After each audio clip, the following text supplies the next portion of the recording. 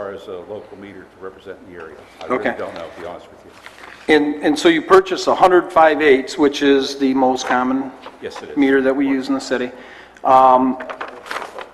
For meters that freeze up and stuff? And Right, these are meters that have stopped or they froze, and we have to get them out of the location and replace them. So we're actually going in and replacing the meter in the house. Okay. When is the installation of the meter program to begin? To begin in June. This June? And you expect to have 100 frozen meters between now and June? No, we're going to have to maintain Or the city. during the whole installation period, I should We're going to have to say. maintain the city while we go through the winter months, and we're going to be trying to install with installers on a schedule. Otherwise, if we start having them jump all around, we'll have a problem with that. Well, So we're I trying to make understand. it so they go through here pretty efficiently and stay within our budget on the meter program. All right, so these 100, and how many did you have in stock, though, We prior? have very little. We've been trying to keep the inventory very, very low. Very little, as in? We're trying to operate with minimum inventory, and when we order just before we run out. So we're No, trying I to mean, keep that how very many is very little when you say you had very little in stock? Less prior- than 100, probably less than 50. So you have a little over 150 now? I couldn't answer that offhand. If I'd known you were going to ask that question, I brought those records with me. I couldn't answer that offhand. But I can tell you it's not a lot. Okay. Well, it just seems like a lot for frozen meters for the summertime, We so. replace somewhere between 600, 700 meters a year. And don't forget, we replace these meters, when we put them in there, we charge for the installation, so they bring revenue in too. We charge them for the service. I understand all of that. Okay, so make sure you understand we're generating revenue with those also. Right. But with that number, then every meter in the city should have been replaced by now. I don't think so. We got 47,000 5/8 meters. I'm not saying in a year, but I'm saying over a period of time. If you have 700 meters a year, I mean, that's a lot of meters to be replacing. But sometimes we get in these homes, because they're not heated well, they're crawl spaces, sometimes they break in a couple of years again, because the tenants don't take care of them, the landlords don't pay close enough attention, and we're in there replacing meters again. Okay. Okay, that's all I have on that. You're welcome. Thank you. And the other question I have would be on page 3, check 505175. It's Connie and Sons Incorporated, vehicle maintenance. That was for some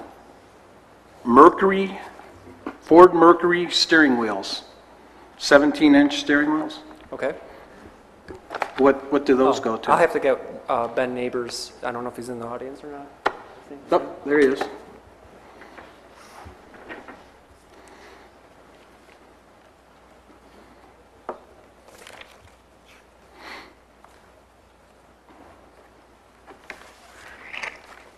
Good evening. Good evening. This one here.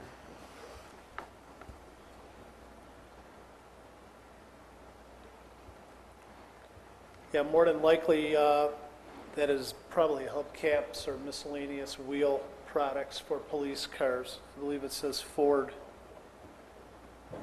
More than likely for Crown Vics. That's who we exclusively buy all our missing hubcaps. Okay, I was told that it was Ford Mercury steering wheels.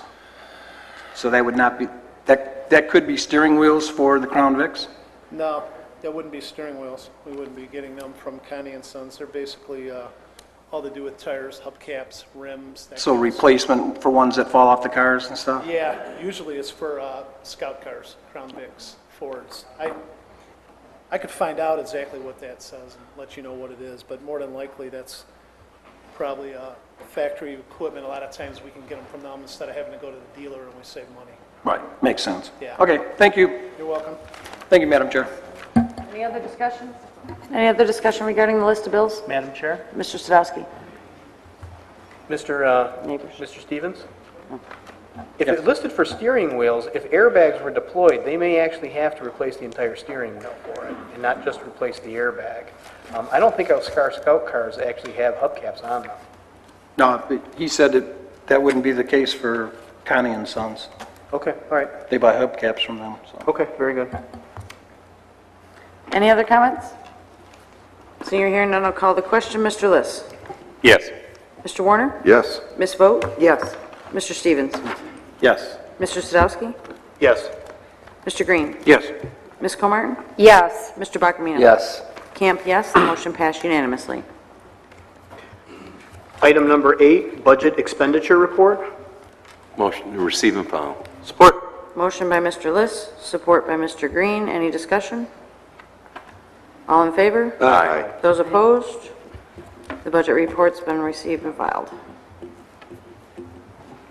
Next agenda item is number 9, announcements. Madam Chair, Mr. Green? did I hear correctly at our budget meeting the other night that the farmer's market's opening this Sunday? That's what I heard. Yes, May 1st. I guess spring is here. Thank you. There'll be live music this time, too.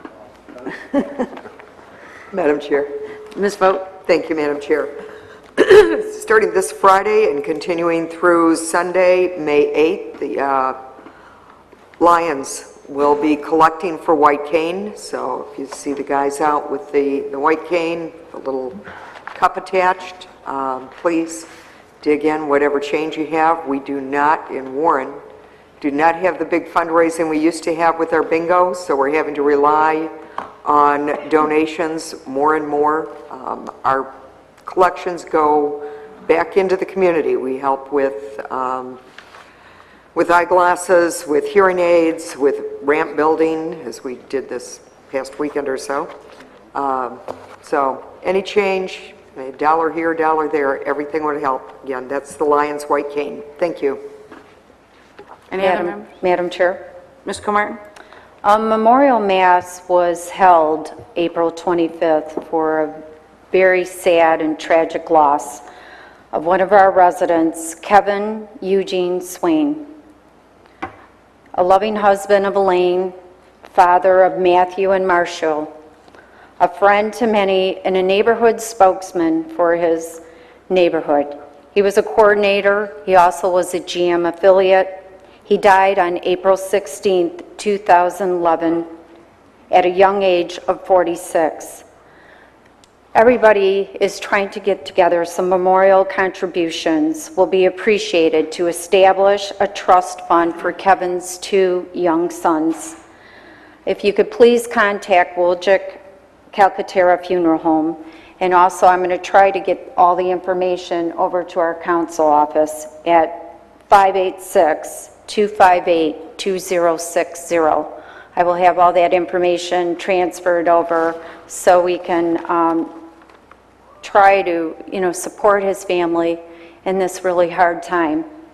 He really was a hero. He won an award he was a fireman in a different city, and when he moved to Warren, he got a heroic award for a rescue of putting his life on line to rescue a family out of a burning house. And he is just very thoughtful in everything he did. He was very motivated with his neighborhood, got things together, accomplished a lot of things. He worked with Jerry Green, Commissioner Green, and really worked hard in his neighborhood. So my deepest sympathy to the Swain family. He's really a Warren hero and a great neighbor. And if we could have a moment of silence for Kevin Eugene Swain. A moment of silence.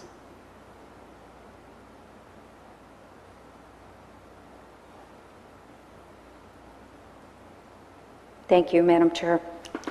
Thank you. Any other comments from council members? Mr. Buckamino. Thank you, Madam President.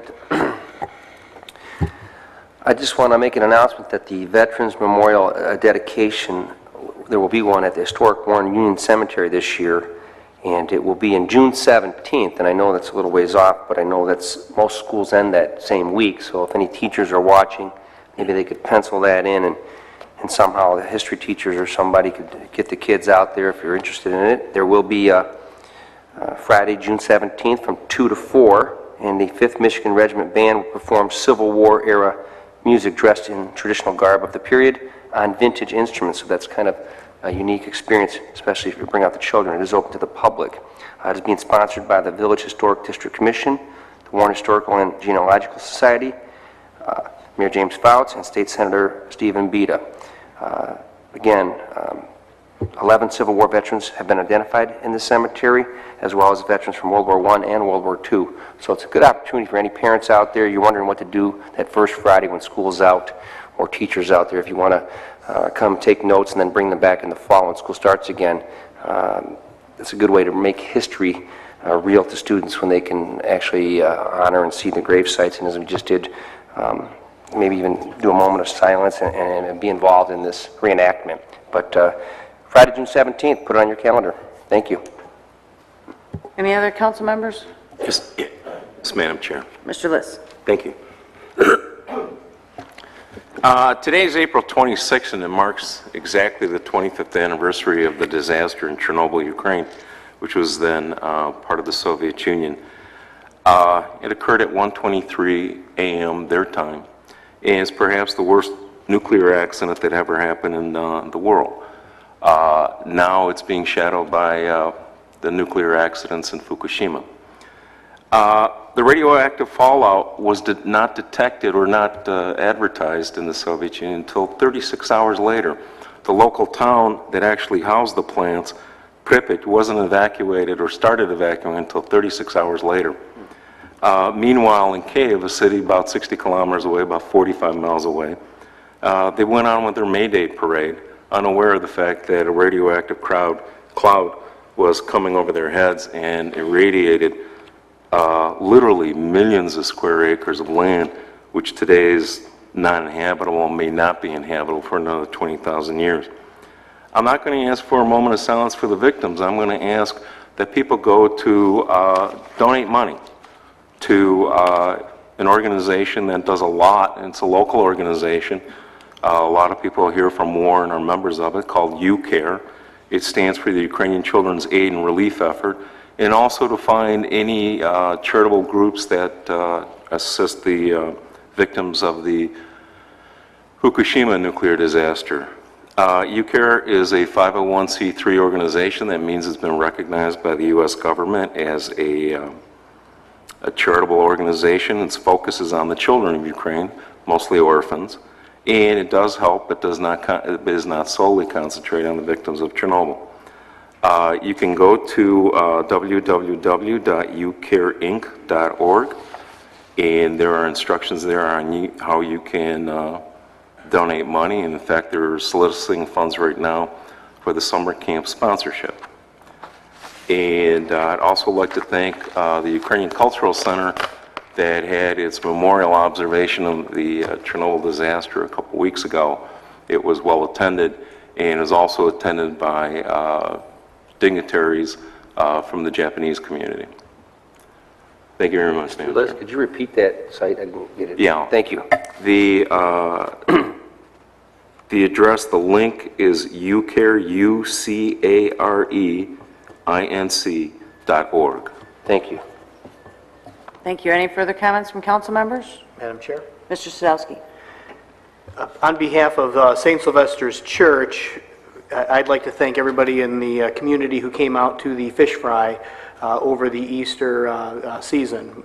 The money that's generated from the fish fry goes to help doing repairs within the church and adding to the community itself, and we certainly appreciate it. It's a great gathering point for everybody on a Friday night, and again, certainly appreciate everybody for coming out and supporting St. Sylvester's Church. Also,